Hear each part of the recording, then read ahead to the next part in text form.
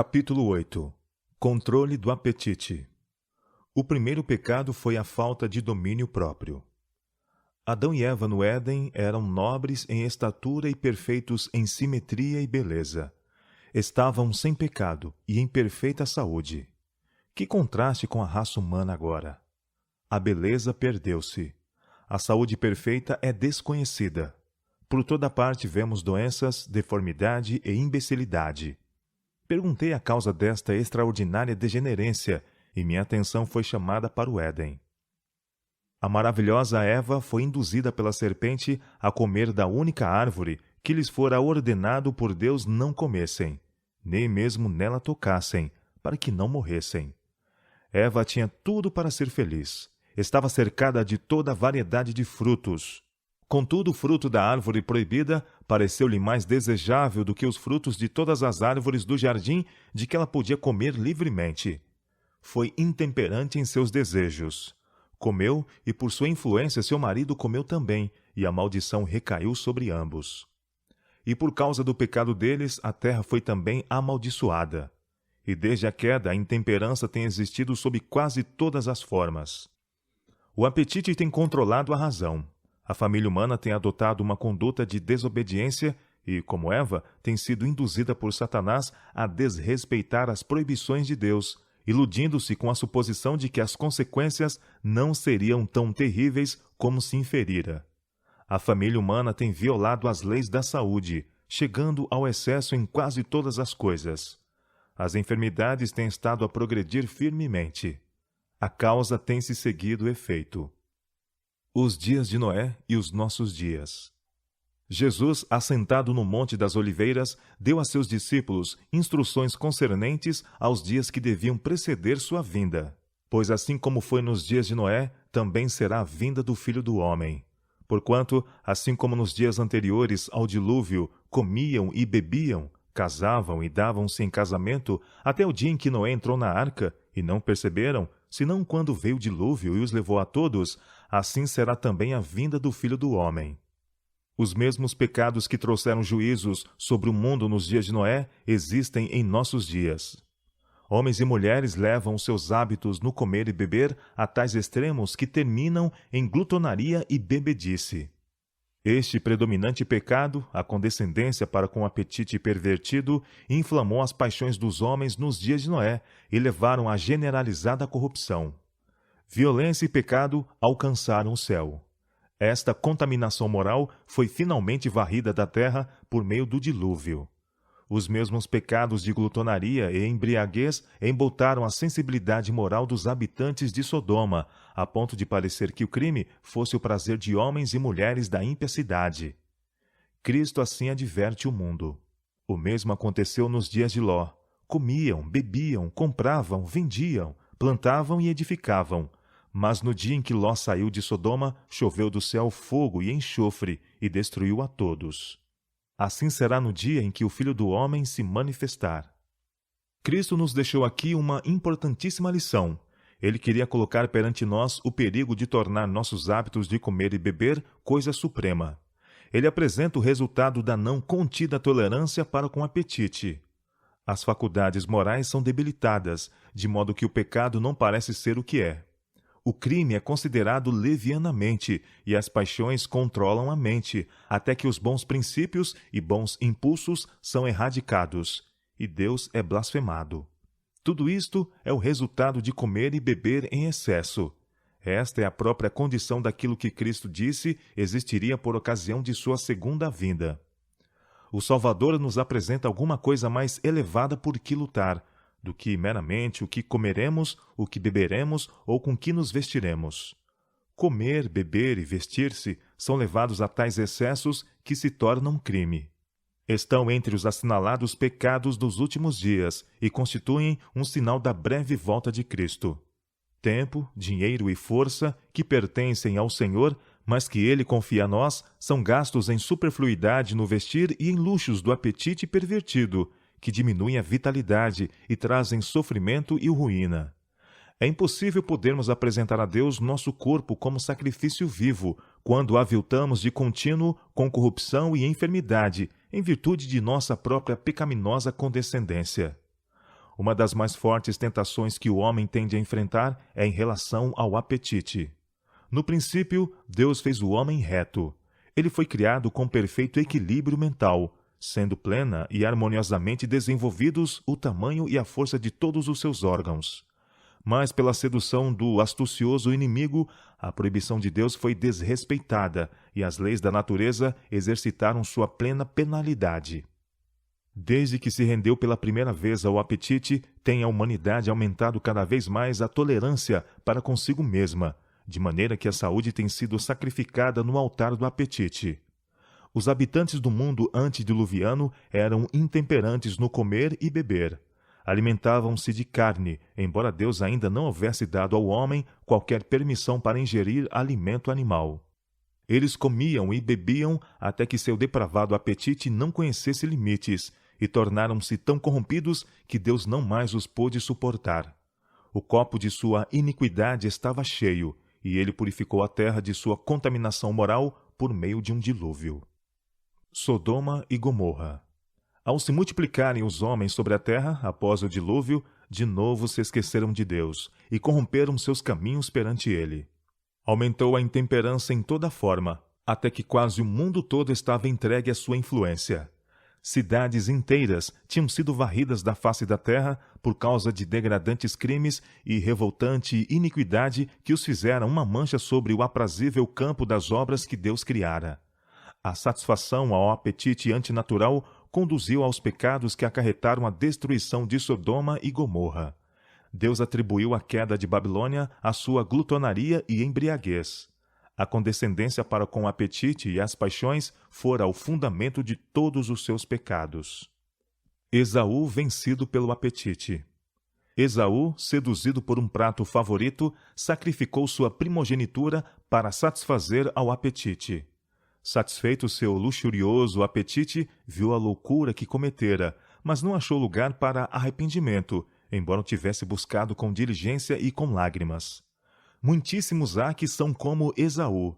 Ele representa uma classe que tem uma bênção especial, valiosa ao seu alcance: a herança imortal, a vida que dura tanto quanto a vida de Deus, o Criador do universo, felicidade imensurável e um eterno peso de glória.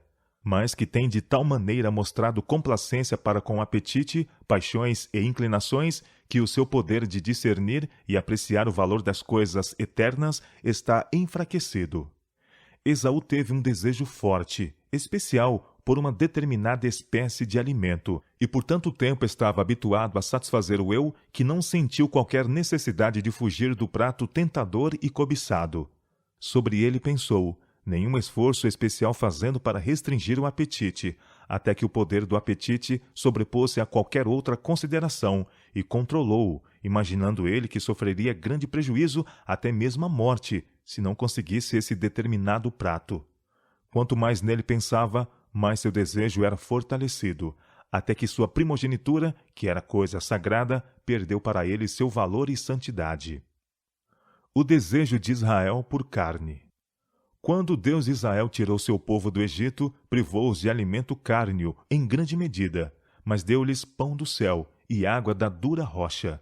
Com isto, não ficaram eles satisfeitos. Abominaram o alimento que lhes fora dado e desejaram voltar para o Egito, onde podiam sentar-se junto às panelas de carne. Preferiam suportar a escravidão e até mesmo a morte a serem privados da carne. Deus lhes satisfez o desejo, dando-lhes carne e deixando-os comerem-na até que sua glutonaria gerou uma praga, em consequência da qual muitos morreram. Todos estes são exemplos. Exemplo após exemplo poderia ser citado para mostrar os efeitos do condescender com apetite. A nossos primeiros pais pareceu coisa de pouca importância transgredir a ordem de Deus naquele único ato: comer do fruto de uma árvore tão linda à vista e tão agradável ao paladar. Mas isso rompeu sua fidelidade a Deus e abriu as comportas de um dilúvio de culpa e desgraça que tem inundado o mundo. O mundo hoje. O crime e a doença têm aumentado com cada geração sucessiva. A intemperança no comer e beber e a condescendência com as paixões baixas têm entorpecido as faculdades mais nobres do homem. A razão, em vez de ser dominadora, tornou-se escrava do apetite, numa extensão alarmante. Tem-se condescendido com um crescente desejo de alimento muito substancioso, até que se tornou moda abarrotar o estômago com todas as iguarias possíveis. Especialmente em festa de prazer, condescende-se com apetite e com pouca restrição apenas. Servem-se ricos almoços e jantares tardios, consistentes de alimentos muito temperados, com molhos condimentados, bolos, torta, gelado, chá, café e etc. Não admira que, com semelhante regime, o povo tenha rosto pálido e sofra indizíveis torturas com dispepsia. O presente estado corrupto do mundo foi-me apresentado. Terrível era a visão. Tenho-me admirado de que os habitantes da terra não fossem destruídos como o povo de Sodoma e Gomorra. Tenho visto razão suficiente para o presente estado de degeneração e mortalidade no mundo. A paixão cega controla a razão e muitos sacrificam à concupiscência toda a consideração elevada. O primeiro grande mal foi a intemperança no comer e beber. Homens e mulheres têm se tornado escravos do apetite. São intemperantes no trabalho. Grande quantidade de trabalho árduo é efetuado para obter para suas mesas alimento que causa grande dano ao organismo já sobrecarregado. Mulheres passam grande parte do seu tempo inclinadas sobre um fogão aquecido, preparando alimento, altamente adubado com condimentos que satisfaçam seu paladar. Em consequência, são negligenciados filhos e não recebem instrução moral e religiosa. A mãe sobrecarregada de trabalho negligencia o cultivo de um temperamento brando, que é a luz do sol da habitação. Considerações de valor eterno tornam-se secundárias.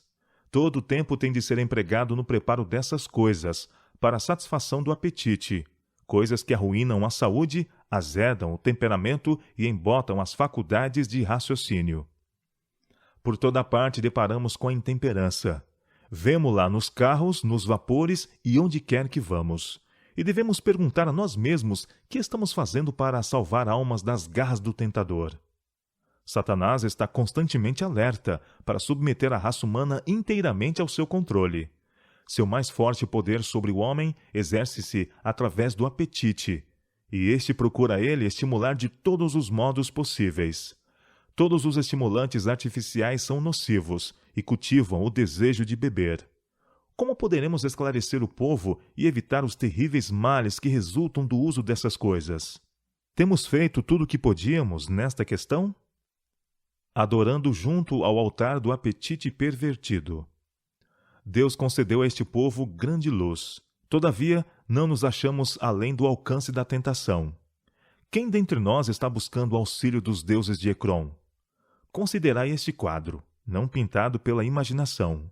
Em quantos, mesmo entre os adventistas do sétimo dia, pode-se ver seus característicos principais?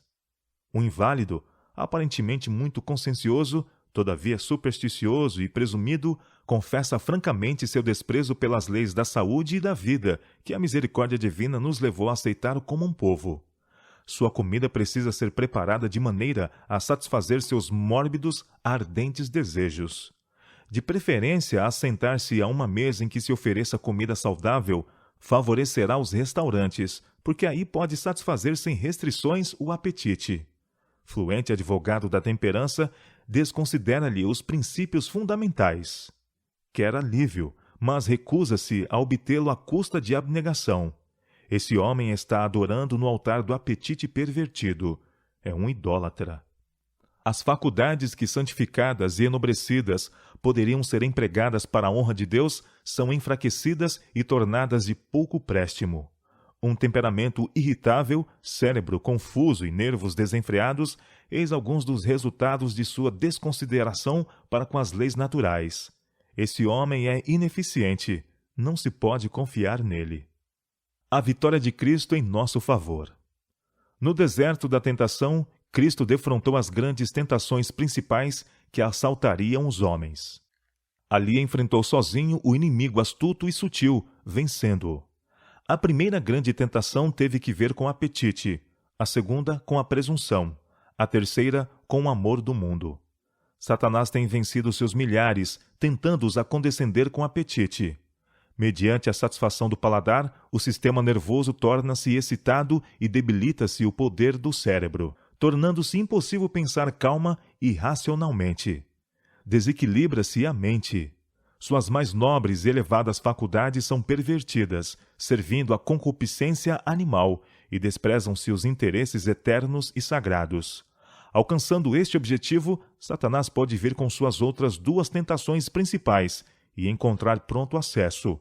Suas múltiplas tentações provêm destes três grandes pontos principais. De todas as lições a serem aprendidas da primeira grande tentação de Nosso Senhor, nenhuma é mais importante do que a que diz respeito ao controle dos apetites e paixões. Em todos os séculos, as tentações mais atraentes à natureza física têm sido mais bem-sucedidas em corromper e degradar a humanidade. Satanás opera por meio da intemperança para destruir as faculdades mentais e morais concedidas por Deus ao homem como inapreciável dom. Assim se torna impossível ao homem apreciar as coisas de valor eterno.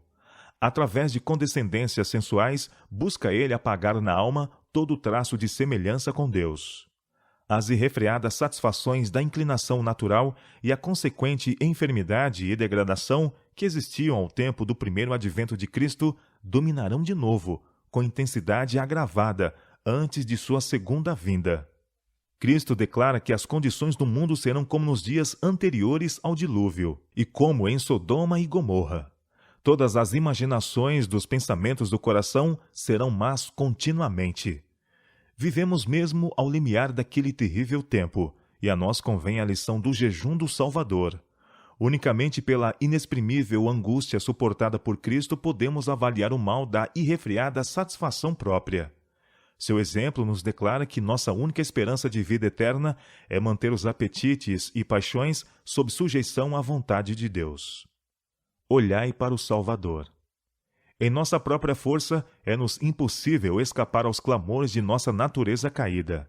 Satanás traz-nos-á tentações por esse lado. Cristo sabia que o inimigo viria a toda criatura humana para se aproveitar da fraqueza hereditária e, por suas falsas insinuações, enredar todos cuja confiança não se firma em Deus. E, passando pelo terreno que devemos atravessar, nosso Senhor nos preparou o caminho para a vitória. Não é de sua vontade que fiquemos desvantajosamente colocados no conflito com Satanás. Não quer que fiquemos intimidados nem desfalecidos pelos assaltos da serpente. Tende bom ânimo, diz ele, eu venci o mundo. João capítulo 16, verso 33. O que está lutando contra o poder do apetite, olha ao Salvador no deserto da tentação. Veja-o em sua angústia na cruz ao exclamar, tenho sede. Ele resistiu a tudo quanto nos é possível suportar. Sua vitória é nossa. Jesus repousava na sabedoria e força de seu Pai Celeste. Declara, o Senhor Jeová me ajuda, pelo que me não confundo, e sei que não serei confundido. Eis que o Senhor Jeová me ajuda. Mostrando o seu próprio exemplo, diz-nos, quem é entre vós que tema ao Senhor? Quando andar em trevas e não tiver luz nenhuma, confie no nome do Senhor e firme-se sobre o seu Deus. Isaías capítulo 50, versos 7 a 10. Vem o príncipe do mundo, disse Jesus, e ele nada tem em mim. João capítulo 14, verso 30. Nada havia nele que correspondesse aos sofismas de Satanás. Ele não consentia com o pecado, nem por um pensamento cedia à tentação. O mesmo se pode dar conosco. A humanidade de Cristo estava unida à divindade, estava habilitado para o conflito, mediante a presença interior do Espírito Santo. Ele veio para nos tornar participantes da natureza divina. Enquanto a ele estivermos ligados pela fé, o pecado não mais terá domínio sobre nós. Deus nos toma a mão da fé e a leva a apoderar-se firmemente da divindade de Cristo, a fim de atingirmos a perfeição de caráter. Satanás chega-se ao homem, como se chegou a Cristo, com suas esmagadoras tentações para condescender com o apetite. Ele bem conhece seu poder para vencer o homem neste ponto. Na questão do apetite, venceu Adão e Eva no Éden e perderam seu lar feliz. Que cúmulo de miséria e crime tem enchido nosso mundo em consequência da queda de Adão. Cidades inteiras foram apagadas da face da terra, por causa dos degradantes crimes e da revoltante iniquidade que as tornou uma mancha no universo. A condescendência com o apetite foi a base de todos os seus pecados. Cristo iniciou a obra da redenção exatamente onde começou a ruína. Sua primeira prova foi sobre o mesmo ponto em que Adão fracassou. Fora mediante tentações dirigidas ao apetite que Satanás vencera grande proporção da raça humana, e seu êxito fizera-o concluir que o controle deste planeta caído estava em suas mãos. Mas em Cristo viu ele alguém capaz de resistir-lhe e abandonou o campo de batalha como inimigo vencido. Diz Jesus: Ele nada tem em mim. Sua vitória é a garantia de que também nós podemos sair vitoriosos em nossos conflitos com o inimigo. Mas não é propósito de nosso Pai Celestial salvar-nos sem um esforço de nossa parte para cooperar com Cristo. Temos de fazer nossa parte, e o poder divino, unido ao nosso esforço, trará a vitória. O exemplo de Daniel em vencer. As tentações para condescender com apetite possuem um poder que só se vence com o auxílio que Deus pode proporcionar. Temos, porém, a promessa de que, para cada tentação, haverá um meio de escape. Por que então são tantos os vencidos? É porque não põem em Deus a sua confiança. Não se prevalecem dos meios providos para a sua segurança.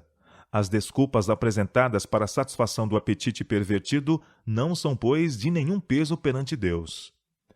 Daniel avaliava suas capacidades humanas, mas nelas não confiava.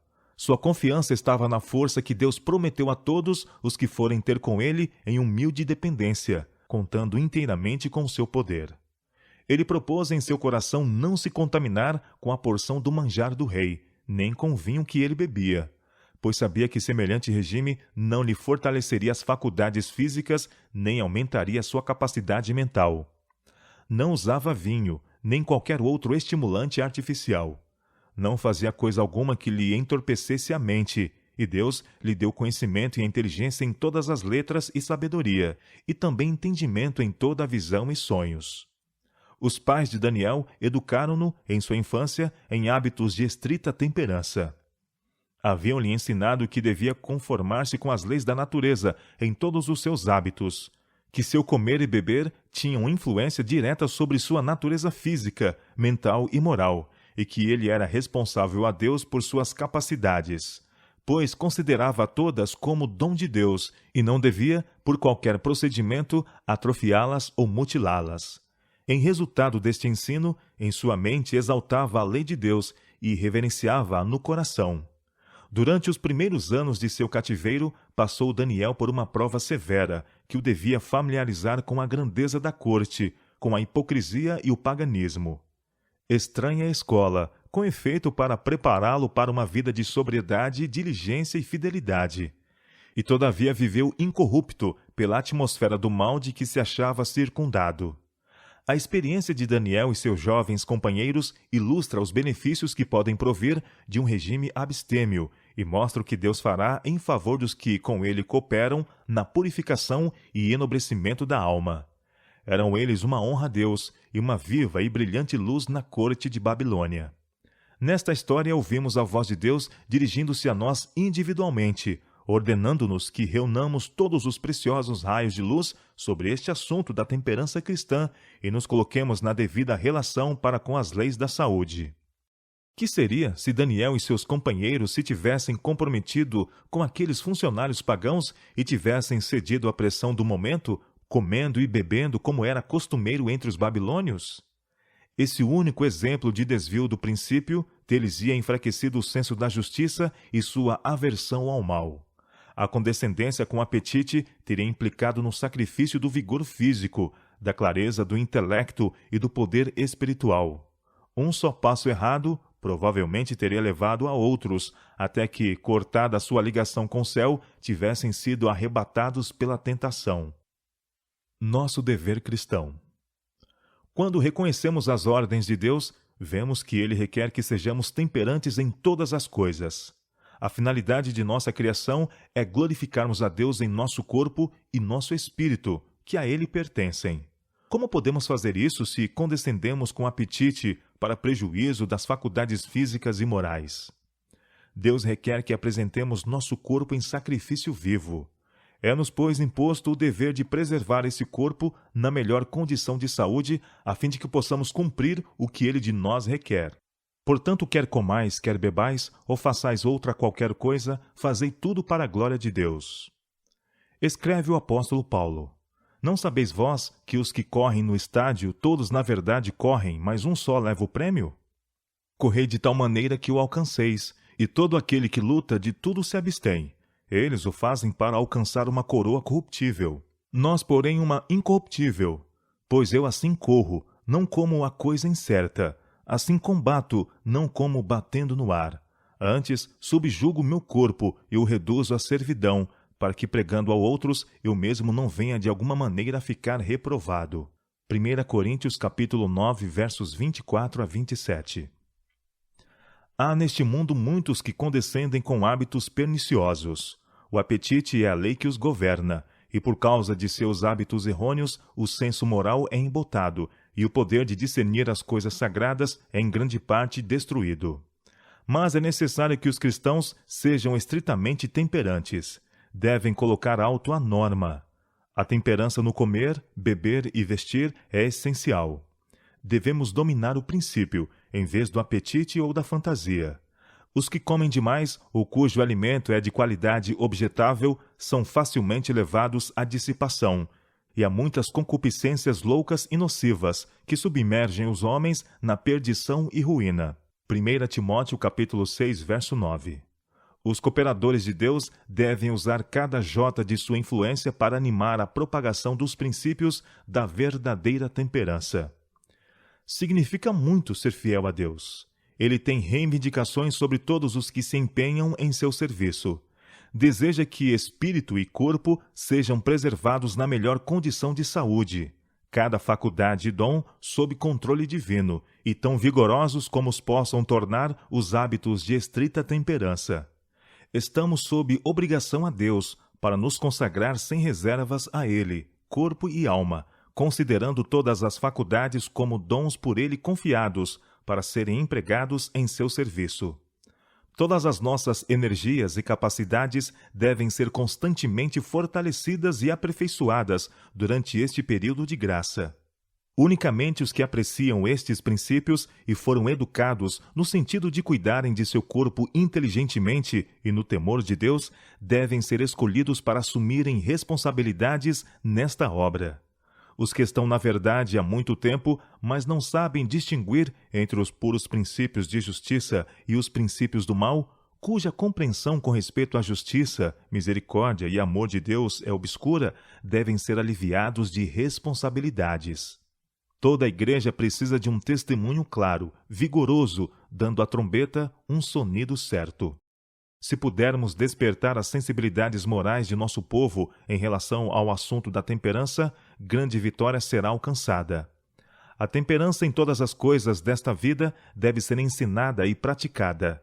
Temperança no comer, no beber, no dormir e vestir é um dos grandes princípios da vida religiosa. A verdade, introduzida no santuário da alma, dirigirá no tratamento do corpo. Coisa alguma que diga respeito à saúde do agente humano deve ser considerada com indiferença. Nosso bem-estar eterno depende do uso que fizermos nesta vida de nosso tempo, força e influência. Escravos do apetite. Há uma classe de pessoas que professam crer na verdade e que não usam fumo, rapé, chá ou café, e no entanto são culpadas de satisfazer o apetite de modo diferente. Anseiam por pratos altamente condimentados, com molhos muito fortes, e seu apetite tornou-se tão pervertido que não se satisfazem nem mesmo com carne, a menos que seja preparada de maneira muito prejudicial. O estômago torna-se febricitante, os órgãos digestivos são sobrecarregados, e ainda o estômago tem de trabalhar arduamente para desincumbir-se da carga que lhe é imposta. Depois de efetuar sua tarefa, o estômago fica exausto, o que causa desfalecimento. Aqui é onde muitos se enganam, pensam que é falta de alimento que produz tal sensação, e sem darem ao estômago tempo para descansar, tomam mais alimento, o que no momento afasta o esmorecimento. E quanto mais se condescende com o apetite, tanto mais clamará ele por satisfação.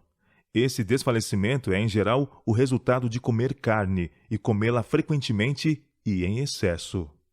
Por ser moda e estar em harmonia com o apetite mórbido, são amontoados no estômago bolos substanciosos, tortas e pudins e tudo o que é prejudicial. A mesa tem de estar repleta de variedade de pratos ou não se satisfaz o apetite pervertido. De manhã, esses escravos do apetite muitas vezes têm hálito impuro e língua saburrosa. Não gozam saúde e ficam a pensar por que seria que sofrem dores de cabeça e vários males. Muitos comem 3 vezes por dia e ainda antes de deitar-se. Dentro de pouco tempo, os órgãos digestivos ficam gastos, porque não tiveram tempo para descansar. Esses tornam-se miseráveis dispépticos e indagam o que assim os teria tornado. A causa trouxe o resultado seguro.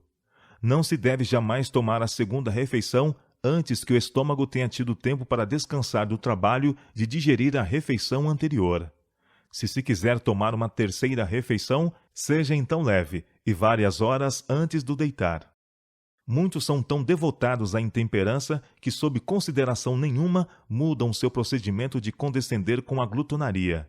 Prefeririam sacrificar a saúde e morrer prematuramente a restringir o intemperante apetite. Muitos há que são ignorantes da relação que seu comer e beber tem com a saúde. Pudessem esses ser esclarecidos e talvez tivessem coragem moral para negar-se ao apetite e comer mais comedidamente e unicamente da espécie de alimento saudável, poupando-se, por seu procedimento, grande quantidade de sofrimento. Educar o apetite. Pessoas que têm cedido ao apetite para comer livremente carne, molhos altamente condimentados e várias espécies de substanciosos bolos e conservas não se satisfazem imediatamente com um regime simples, saudável e nutritivo. Seu paladar está tão pervertido que não tem apetite para um regime saudável de frutas, pão simples e verduras. Nem devem esperar que logo ao princípio sintam prazer em alimento tão diverso daquele com que condescenderam alimentar-se. Se não podem desde o princípio ter prazer em alimentos simples, devem jejuar até que tenham. Esse jejum se lhes demonstrará de maior benefício do que os remédios, pois o abusado estômago encontrará o repouso de que havia tanto necessitava, e a verdadeira fome se satisfará com um regime simples. Levará tempo para o paladar recuperar-se dos abusos que sofreu e voltar ao seu tom natural. Mas a perseverança na adoção de um regime abnegado de comer e beber bem depressa tornará agradável o alimento simples e saudável, e logo este será ingerido com maior satisfação do que frui o gastrônomo com suas ricas iguarias. O estômago assim não fica febril e sobrecarregado de alimentos, mas acha-se em condição sadia, podendo de pronto efetuar sua tarefa. Não deve haver demora na reforma. Devem fazer-se esforços para preservar cuidadosamente a força que resta das forças vitais, evitando qualquer carga excessiva. O estômago talvez nunca mais recupere saúde plena, mas o procedimento acertado na questão do regime poupará novas debilidades e muitos ficarão mais ou menos recuperados, a menos que tenham ido muito longe no suicídio glutão. Os que se permitem tornar-se escravos de um apetite glutão muitas vezes vão mais longe ainda, degradando-se mediante a condescendência com suas paixões corruptas, que se tornaram excitadas pela intemperança no comer e beber. Dão rédea solta às suas paixões degradantes, até que a saúde e o intelecto venham a sofrer grandemente. As faculdades de raciocínio são em grande medida destruídas pelos maus hábitos. Efeitos da condescendência física, mental e moral. Muitos estudantes são deploravelmente ignorantes quanto ao fato de que o regime exerce poderosa influência sobre a saúde. Alguns há que jamais fizeram um esforço resoluto para controlar o apetite ou observar regras apropriadas em relação ao regime alimentar. Comem demasiado, mesmo em suas refeições, e alguns comem entre as refeições, toda vez que se apresente a tentação. Se os que professam ser cristãos desejarem resolver as questões que lhes são tão embaraçosas, isto é, a razão de terem a mente sempre tão embotada e de serem tão débeis suas aspirações religiosas, não precisarão, em muitos casos, ir para além da mesa. Aqui há causa suficiente, se outra não existisse. Muitos, por sua condescendência com o apetite, separam-se de Deus. Aquele que nota a queda de um pardal, que conta os próprios cabelos de nossa cabeça, anota o pecado dos que condescendem com o apetite pervertido, à expensa do enfraquecimento das forças físicas, do embotamento do intelecto e do amortecimento das percepções morais. Futuro dia de remorso. Muitos se incapacitam para o trabalho, mental e fisicamente, pelo excesso em comer e pela satisfação de paixões concupiscentes. Fortalecem-se as tendências animais, enquanto a natureza moral e espiritual se debilita. Quando estivermos junto ao grande trono branco, que registro apresentará então a vida de muitos? Então verão que poderiam ter feito se não tivessem envelhecido as faculdades que Deus lhes concedera. Então reconhecerão que alturas de grandeza intelectual poderiam ter atingido se tivessem dado a Deus toda a força mental e física que lhes confiara. Em sua agonia de remorso, ansiarão poder viver de novo toda a sua vida. Deve ser restringido o apetite não natural. A providência tem guiado o povo de Deus para fora dos extravagantes hábitos do mundo, fora da condescendência com o apetite e a paixão, para se colocarem sobre a plataforma da renúncia e da temperança em todas as coisas. O povo ao qual Deus dirige será um povo peculiar. Não serão semelhantes ao mundo. Se seguirem a guia de Deus, cumprirão seus propósitos e cederão sua vontade à vontade dele. Cristo habitará em seu coração. O templo de Deus será santo. Vosso corpo, diz o apóstolo, é templo do Espírito Santo. Deus não requer que seus filhos se neguem a si mesmos para dano da força física. Requer que obedeçam à lei natural, a fim de preservarem a saúde física. O caminho da natureza é o que ele assinala, e é largo bastante para qualquer cristão. Com mão pródiga proveu-nos Deus rica e variada abundância, para nosso sustento e prazer. Para fruirmos apetite natural que conserve a saúde e prolongue a vida, ele restringe o apetite. Diz ele: cuidado, refreie, negue o apetite não natural. Se criamos um apetite pervertido, violamos as leis de nosso ser e assumimos a responsabilidade pelo abuso de nosso corpo e a inflição de doenças sobre nós. Os que têm sido instruídos com relação aos efeitos prejudiciais do uso da alimentação cárnea, do chá e do café, bem como de comidas muito condimentadas e que estão resolvidos a fazer com Deus um concerto com o sacrifício, não hão de continuar a satisfazer o seu apetite com alimentos que sabem ser prejudiciais à saúde. Deus requer que o apetite seja dominado e se pratique a renúncia no tocante às coisas que fazem mal. É esta uma obra que tem de ser feita antes que o povo de Deus possa ser apresentado diante dele perfeito. Deus não mudou nem se propõe a mudar nosso organismo físico, a fim de que possamos violar uma única lei sem sentir os efeitos de sua violação. Muitos, porém, cerram deliberadamente os olhos para a luz. Condescendendo com suas inclinações e apetites, violam as leis da vida e saúde. E se obedecerem à consciência, terão de ser controlados pelo princípio, em seu comer e vestir, e não ser guiados pela inclinação, a moda e o apetite. A utilidade dos obreiros de Deus depende do controle do apetite. Apresentai ao povo a necessidade de resistir à tentação de condescender com o apetite. Aqui é onde muitos estão falhando. Explicai quão intimamente se relacionam corpo e espírito e mostrai a necessidade de conservar ambos nas melhores condições. Todos os que condescendem com o apetite, que esbanjam as energias físicas e enfraquecem o poder moral, mais cedo ou mais tarde sentirão a retribuição que segue a transgressão das leis físicas.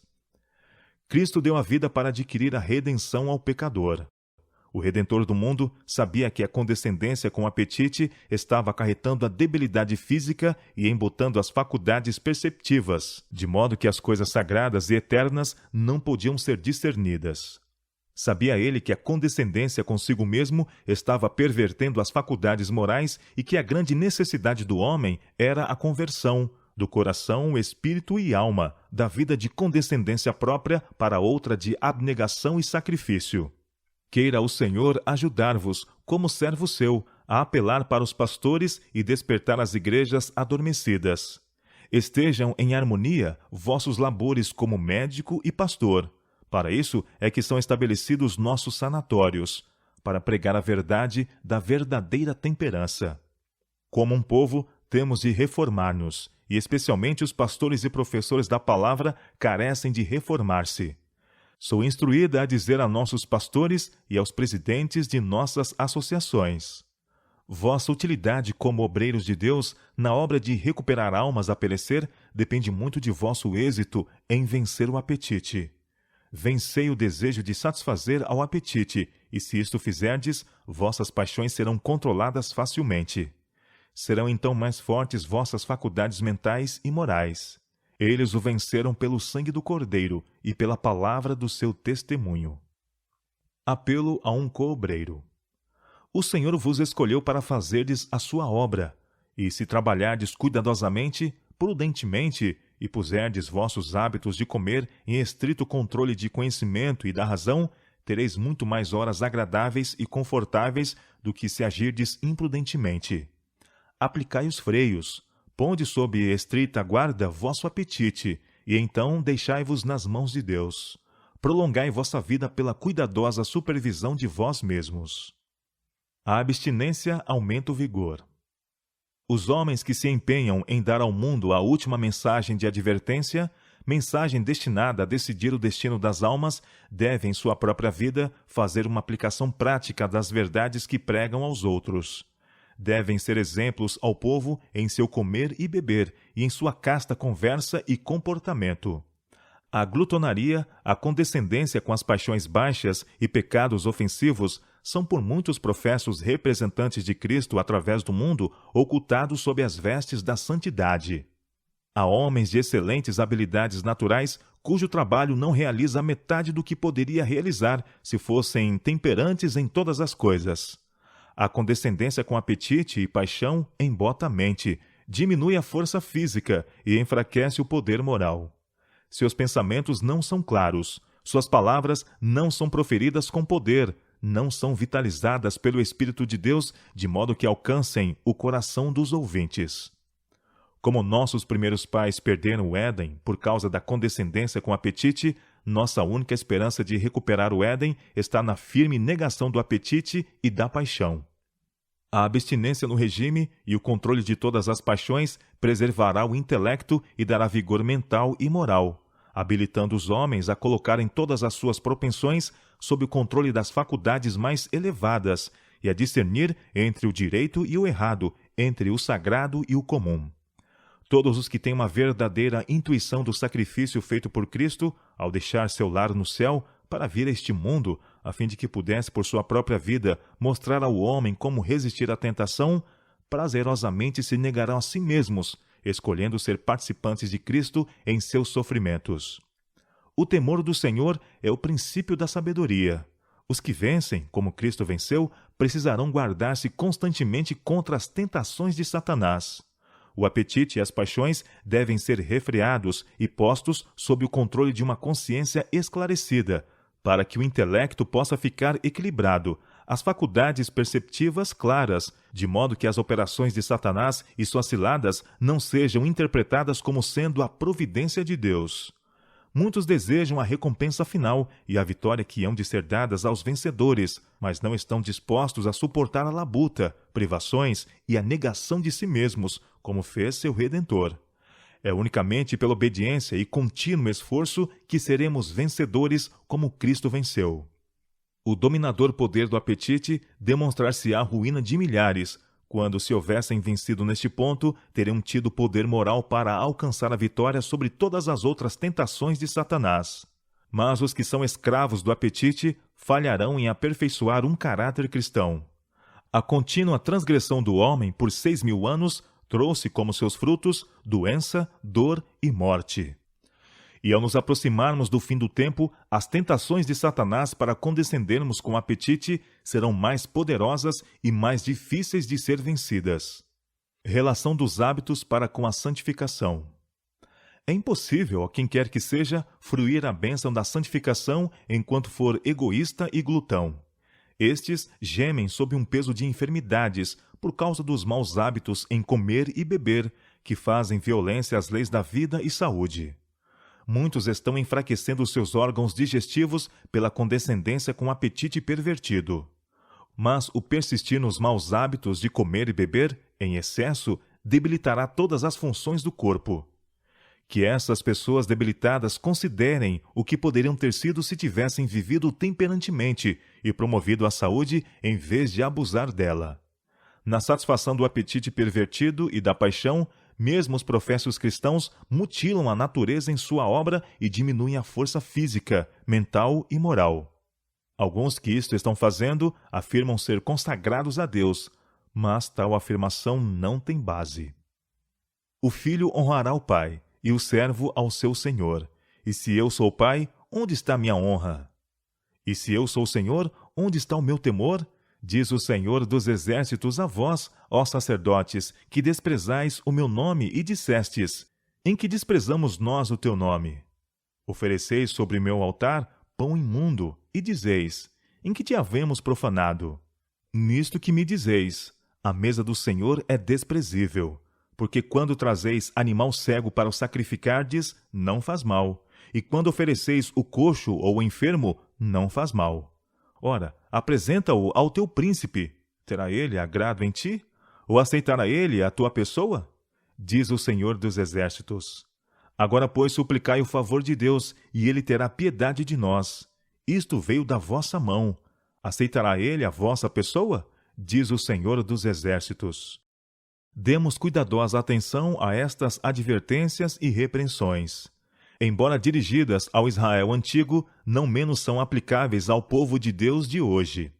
E devemos considerar as palavras do apóstolo, nas quais ele apela para os seus irmãos, a fim de que, pelas misericórdias de Deus, apresentem seu corpo em sacrifício vivo, santo e agradável a Deus. Esta é a verdadeira santificação. Não é mera teoria ou emoção, ou uma fórmula de palavras, mas um vivo e ativo princípio que penetra na vida cotidiana.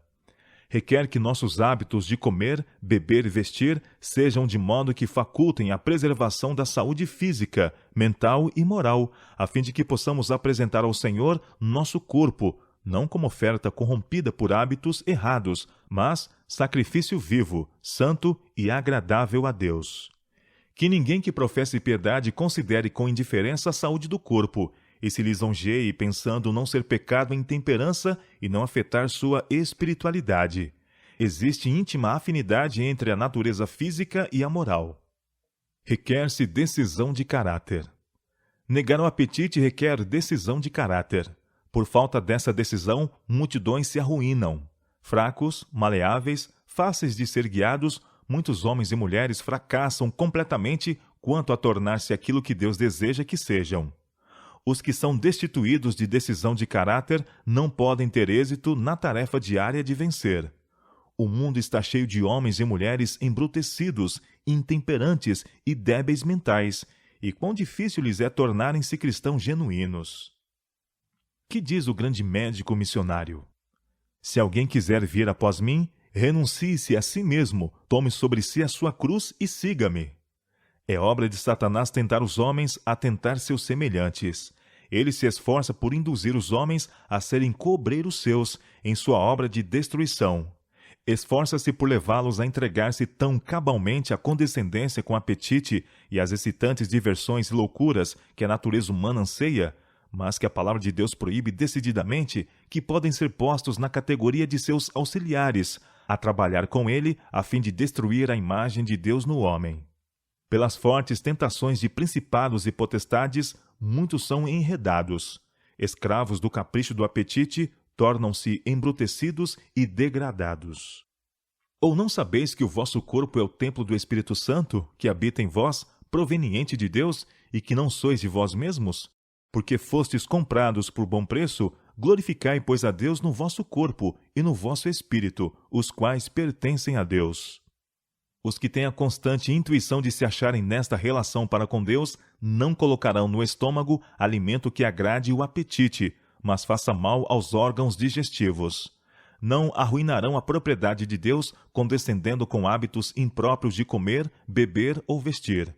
Tomarão grande cuidado com a máquina humana, reconhecendo que isto devem fazer a fim de trabalhar em parceria com Deus. Ele deseja que sejam sadios, felizes e úteis. Para isto serem, porém, devem colocar a sua vontade ao lado da vontade de Deus. Sedutoras tentações de ceder à concupiscência da carne, à concupiscência dos olhos e à soberba da vida hão de ser encontradas a cada passo. O exercício do firme princípio e o estrito controle dos apetites e paixões, em nome de Jesus, o vencedor, tão somente nos conduzirão em segurança através da vida. A fútil tentativa de reformar-se gradualmente. Dizem alguns, quando se faz um empenho em esclarecê-los neste ponto: uso de bebidas alcoólicas e fumo. Deixarei pouco a pouco. Satanás, porém, ri-se ante semelhantes decisões. Diz ele: estão seguros em meu poder. Neste terreno não tenho receio quanto a eles.